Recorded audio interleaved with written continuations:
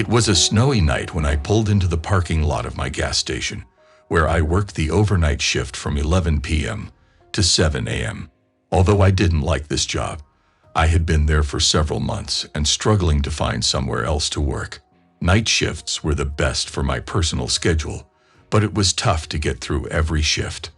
I parked in front of the building beside the only other car in the parking lot, which belonged to my coworker. He left a few minutes later, and it was just me for the rest of the night.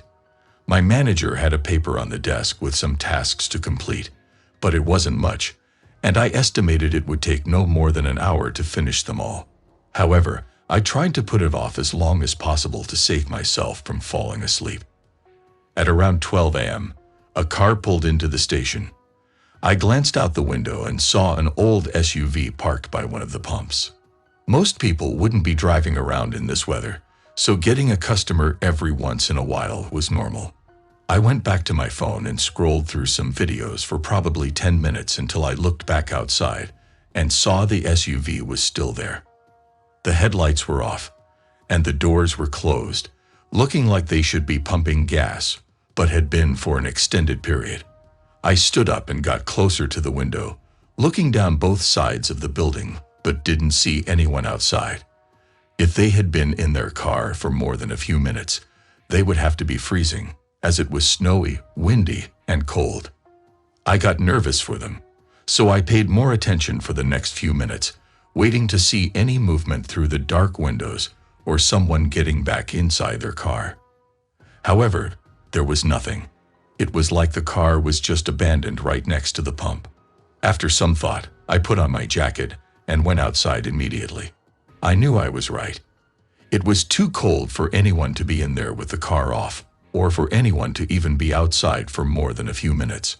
I rushed over to the car and looked around but didn't see anyone inside.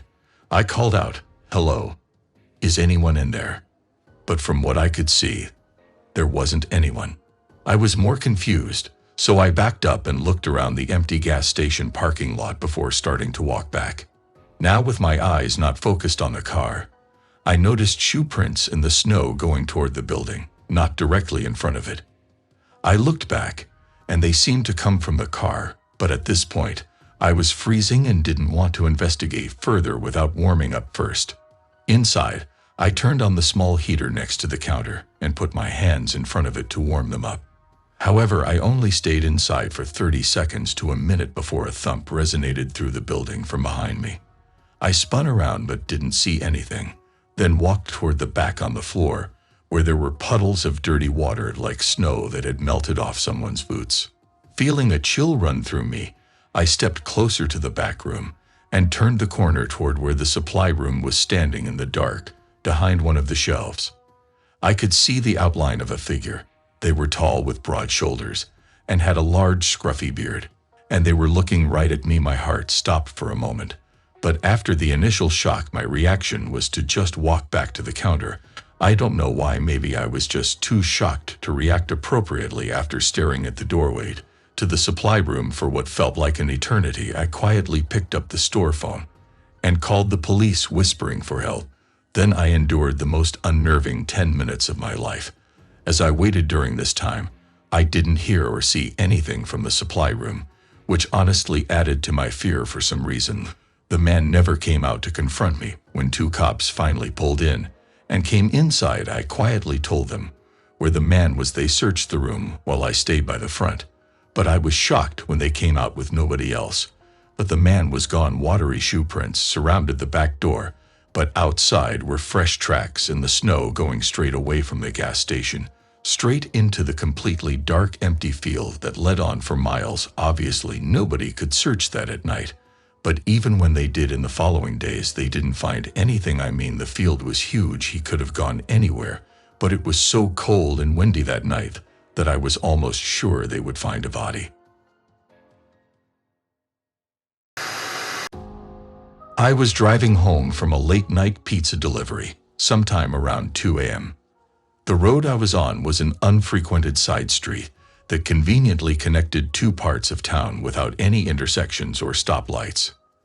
As I drove along, something felt off with my car, but I couldn't quite put my finger on it. I checked my gas and didn't see any other warning signs on my dashboard, so I assumed it was nothing to worry about.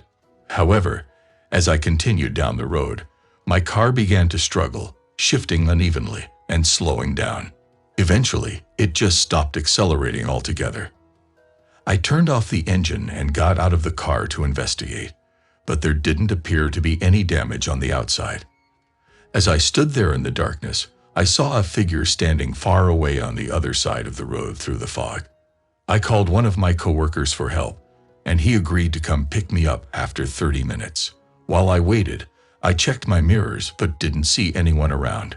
The eerie feeling grew as time passed, and I could only make out a few feet into the forest before it was complete darkness.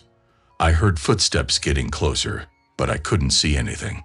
Suddenly, a man appeared near one of the trees and walked directly up to my car, knocking on the window with a friendly smile.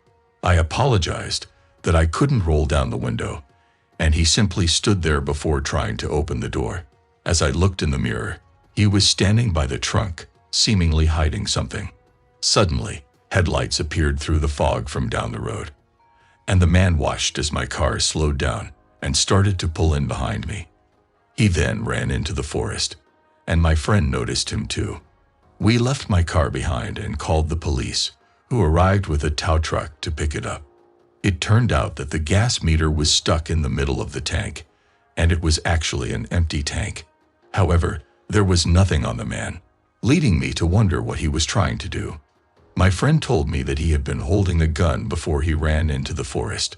I'm still unsure of what happened that night, but I'm grateful that my friend showed up when he did, or I might never have been seen again.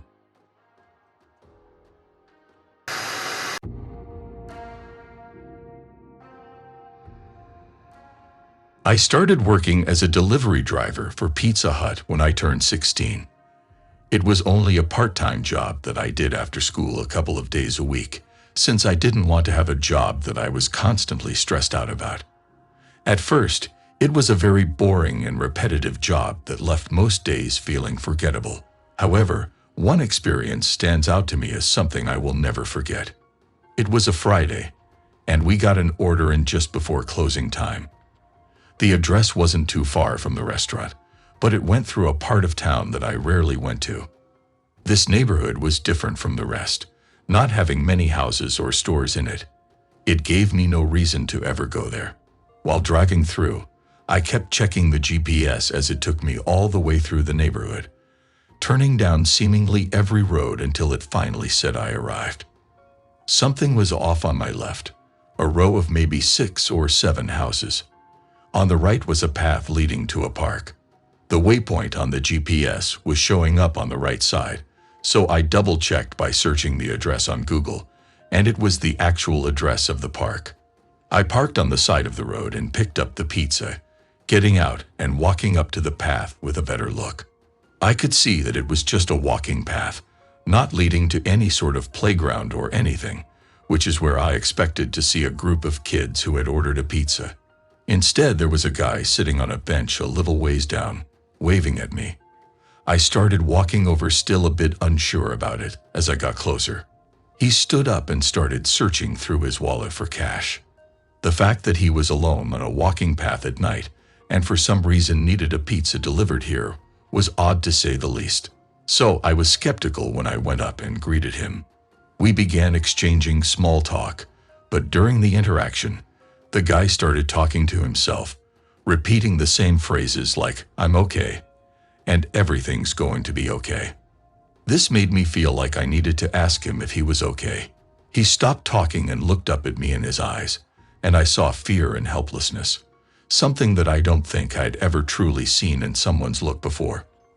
From his look alone, a surge of adrenaline rushed through me, and I turned around to see a tall man wearing a cloth mask over his face. He held me at knife point and screamed at me to empty my pockets and toss everything on the ground. I quickly did as he said and only became more terrified when he started to forcefully push both me and the guy from the bench off the path and into the woods, leaving everything on the ground and showing no interest in any of it. We walked for a few minutes, going well into the woods, far enough to no longer see the light of the path. Then the man next to me suddenly shoved me to the ground and started to run in the other direction. The masked man surprisingly left me alone and took off after him. I quickly got back up and ran back to the path, hearing and seeing nothing else. Police arrived only a few minutes after I called, but both men were gone, and from what I know, they still are. I can't say why the other victim pushed me down, though it was most likely an effort to leave me behind so he could escape. I don't blame him, but it was a low move, and it makes me feel slightly less sorry for him, and whatever he had to endure afterward. What the abductor intended to do is unknown, but him showing no interest in my wallet or belongings makes me feel it was something extremely awful. Ironically, though, it was the selfishness of the other victim that both put me in that awful situation and saved me from it.